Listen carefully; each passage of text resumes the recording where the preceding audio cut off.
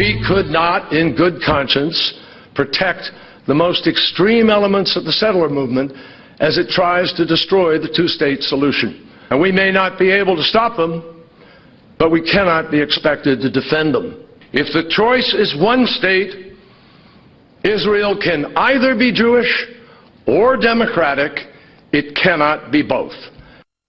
Attacking an ally, Secretary Kerry delivering a blistering speech yesterday against Israel following that recent UN vote on Israel settlements. So, what are Israelis living in those settlements thinking this morning about that speech? Well, Daniel Luria is one of them. He joins us live now from Jerusalem. Daniel, thank you very much for joining us this morning. Appreciate your time. Good morning. You live in East Jerusalem. You live in a place that Secretary Kerry calls occupied, that the UN says is occupied territory. Tell us what it's like to live there. Tell us what Israelis are feeling this morning. Well, first of all, I live in Ma'ale Adumim, actually. Work all the time in what the world refers to as East Jerusalem. From our point of view, it's the eternal capital of the Jewish people. And the truth is, there's not much the world can do about it. I was dismayed and even shocked at the historical ignorance yesterday in the speech. I mean, friends don't put friends in danger. To ask us to put a terror state on our back doorstep when we already have one in the Gaza Strip is just phenomenal. To even think that a friend could do that. Friends are meant to understand that we have a 4,000-year history with Jerusalem and with the land of Israel. 1,600 years when Muhammad was running around and praying in Arabia, we already had the first temple. So for people today to still talk in terms of occupation or illegal settlements is just astounding.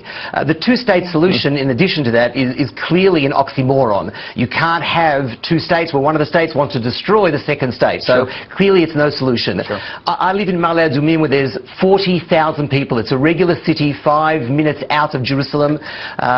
I work in Jerusalem, regular everyday people. We do not teach our children to make Molotov cocktails or throw stones.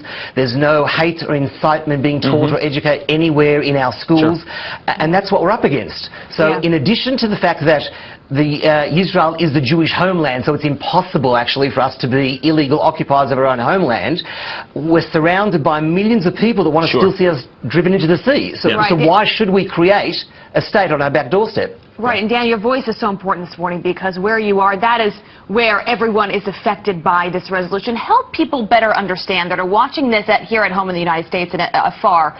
Help them understand the impact of this resolution. Well, let's put it this way. I mean, the size of Israel is the size of New Jersey, 7,000 to 8,000 square miles. To even think of dividing up that area to create a terror state is totally absurd. It cannot be. To think that we have literally already today missiles, thousands of missiles coming into regular cities is incomprehensible.